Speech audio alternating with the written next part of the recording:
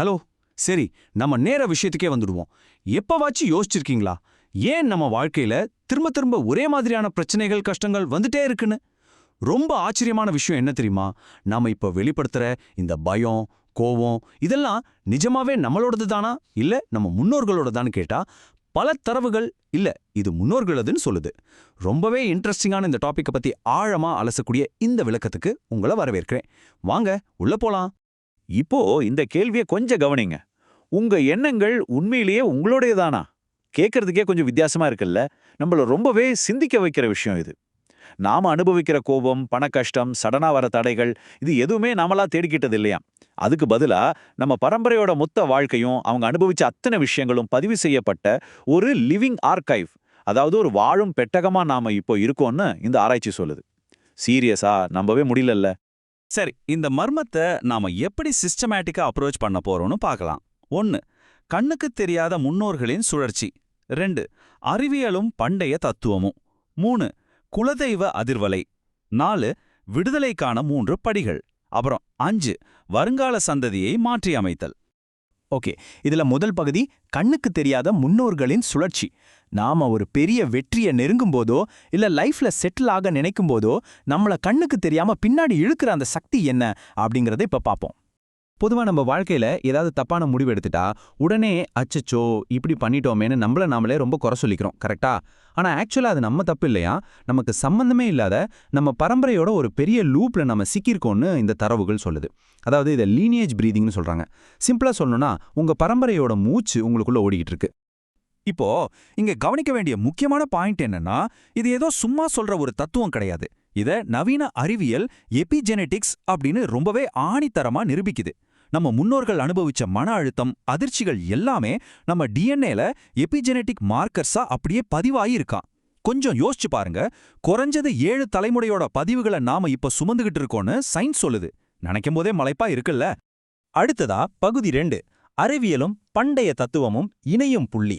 இது எப்படி நவீன அறிவியலையும் நம்ம சித்தர்களோட பழமையான தத்துவங்களையும் ஒன்னா இணைக்குது அப்படிங்கிற சுவாரஸ்யமான விஷயத்தை இப்ப பார்க்கலாம். இந்த தரவுகளோட மையக்கருத்தே இதுதாங்க.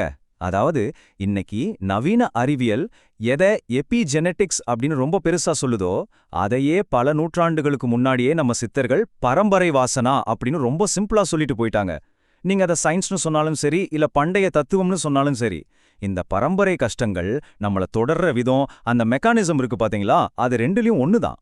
அறிவியல்ல ப்ரெடிக்டிவ் கோடிங்னு ஒரு கான்செப்ட் இருக்கு. அது என்னன்னா, நம்ம வாழ்க்கையில திடீர்னு ஒரு சவாலான சூழல் வரும்போது நம்ம மூளை உட்காந்து புதுசா இதையும் யோசிக்காதான். ஆக்சுவலா அதுக்கு பதிலா நம்ம முன்னோர்கள் அனுபவிச்ச அந்த பழைய கஷ்டங்களை, பதிவுகளை அப்படியே எடுத்து ரீப்ளை பண்ணுமா. அதனால தான் நம்ம புதுசா ஒரு விஷயத்துல ஜெயிக்க போகும்போது சம்பந்தமே இல்லாம நமக்குள்ள ஒரு இனம் புரியாத பயம் வருது அப்படின்னு இந்த பதிவு ரொம்ப ரொம்ப ஆழமா விளக்குது. சரி, பகுதி 3, குலதெய்வ அதிர்வலை. இப்போ நாம இதுக்கான தீர்வுக்கு வந்திருக்கோம்.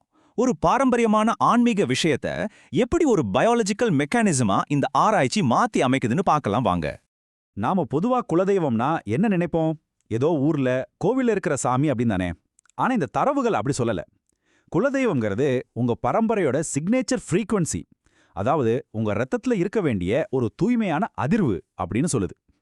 எப்ப நீங்க அந்த குலதெய்வ அதிர்வுல இருந்து விலகி போறீங்களோ அப்போ ஆட்டோமேட்டிக்கா உங்களோட இன்னர் அல்காரிதம்ல ஒரு மிஸ்அலைன்மெண்ட், ஒரு சிஸ்டம் எரர் மாதிரி ஏற்படுது. அதனால தான் வாழ்க்கையில பல குழப்பங்கள் வருதுன்னு சொல்றாங்க.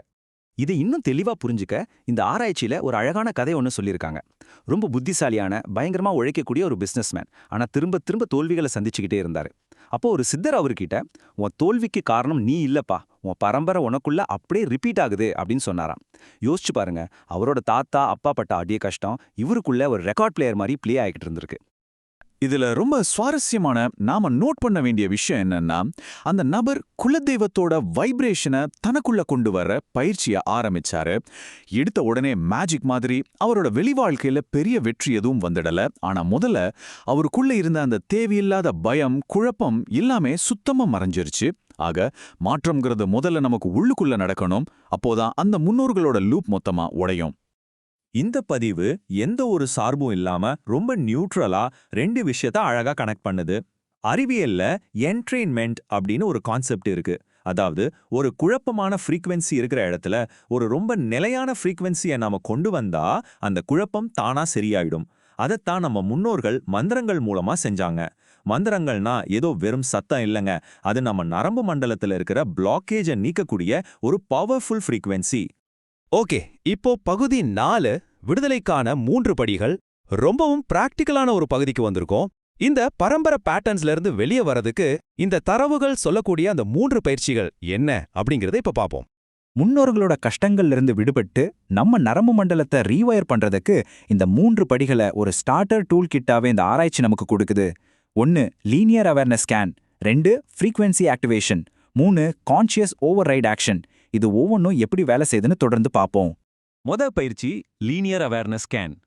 கண்களை மூடி அமைதியா உட்கார்ந்து திரும்ப திரும்ப வர்ற ஒரு கஷ்டத்தை நினைச்சு பாருங்க. அது ஏன் வருது, எதுக்கு வருதுன்னு ரொம்ப ஆராய்ச்சி பண்ண வேண்டாம். உடம்புல நெஞ்சில ஒரு பாரம் இருக்கா, இல்ல தொண்டையில ஒரு அடைப்பு மாதிரி இருக்கான்னு மட்டும் ஜஸ்ட் கவனிங்க. அப்படி தொடர்ந்து கவனிக்கும்போது, அடா இந்த வலி என்னோடது இல்ல, இது வெறும் ஒரு பேட்டர்ன் அப்படின்னு உங்களுக்கு புரிய வரும். அப்பவே அதோட பலம் பாதி குறைஞ்சிடும். 2வது படி ஃப்ரீக்வன்சி ஆக்டிவேஷன். இது ரொம்ப முக்கியமானதுங்க. ஓம் அப்படின்னு சொல்லிட்டு உங்க குலதெய்வ பேரை சொல்லி கடைசியா நமக அப்படின்னு தினமும் ஒரு 5 நிமிஷம் ஆழமா உச்சரிக்கணும். இது என்ன பண்ணும் தெரியுமா? உங்க சிஸ்டத்துக்குள்ள ஒரு உயர்ந்த அதிர்வை புதுசா கொண்டு வரும். முதுகுத்தண்டு வழியா இந்த வைப்ரேஷன் இறங்கும்போது உங்க நரம்பு மண்டலத்துல இருக்கிற குழப்பங்கள் எல்லாம் நீங்கி ஒரு சூப்பரான தெளிவு கிடைக்கும் அப்படின்னு இந்த தரவுகள் உறுதியா சொல்லுது. 3வது படி கான்ஷியஸ் ஓவர்ரைட் ஆக்ஷன். இது மூலமா நாம எப்படி நம்ம கட்டுப்பாட்டை மீட்டெடுக்கிறதுன்னு பார்ப்போம். சிம்பிள் தாங்க. உங்க வாழ்க்கையில எந்த ஒரு விஷயத்த பார்த்து பயந்து நீங்க ஒதுங்குவீங்களோ அந்த விஷயம் திரும்ப வரும்போது அதை தைரியமா நின்னு ஃபேஸ் பண்றது தான் இந்த ஆக்ஷன். உங்க முன்னோர்கள் எந்த இடத்துல பயந்து பின்வாங்கினாங்களோ அங்க நீங்க தைரியமா அடி எடுத்து வைக்கும்போது நீங்க உங்க மூளைக்கு ஒரு புது ப்ரோக்ராமிங் கொடுக்குறீங்க. பழைய கதைகள்லாம் இனிமே இங்க செல்லாதுன்னு மூளைக்கு நீங்களே சொல்லி கொடுக்குறீங்க. என்ன செம பவர்ஃபுல்லா இருக்குல்ல? இப்போ பகுதி 5 வருங்கால சந்ததியை மாற்றி அமைத்தல். நாம இந்த விளக்கத்தோட கடைசி பகுதிக்கு வந்துட்டோம். இது எப்படி நம்ம பரம்பரைக்கும் வருங்கால சந்ததிக்கும் ஒரு பெரிய பொறுப்பாகவும் ஒரு மாபெரும் பரிசாகவும் அமையுதுன்னு பார்க்கலாம். இந்த ஆராய்ச்சி நமக்கு ரொம்பவும் நம்பிக்கை அளிக்கிற ஒரு பாசிட்டிவான பார்வையை கொடுக்குது. உங்களுக்கு வரக்கூடிய கஷ்டங்கள் எதுவுமே உங்களை தண்டிக்கிறதுக்காக வரலங்க. அதை உங்க முன்னோர்களோட முழுமையடையாத உணர்ச்சிகள். உங்க மூலமா, உங்களோட விழிப்புணர்வு மூலமா அது விடுதலை அடையணும் அப்படிங்கிறதுக்காகவே தான் அந்த பதிவுகள் உங்களுக்குள்ள வருது. அதனால இனிமே அந்த பாரத்தை உங்களோட மிகப்பெரிய சக்தியா நீங்க மாத்தணும். சோ இந்த விளக்கம் இறுதியா நமக்கு முன்னாடி ஒரு மிகப்பெரிய கேள்வியை வைக்குது. நாம எந்த ஒரு சிந்தனையும் இல்லாம ஆட்டோ பைலட் மோட்ல கடந்த காலத்தையே திரும்ப திரும்ப செஞ்சுக்கிட்டு இருக்க போறோமா, இல்ல நம்ம பரம்பரைக்கே ஒரு மிகப்பெரிய திருப்பு முனையா மாற போறோமா? கடந்த காலத்துக்கும் எதிர்கால சந்ததிக்கும் இடையில இருக்கிற ஒரு பாலமா நின்னு அடுத்த தலைமுறைக்கான DNA விடுதலையை சாசனமா எழுத போறது நீங்களா இருந்தா எப்படி இருக்கும்? கொஞ்சம் யோசிச்சு பாருங்க.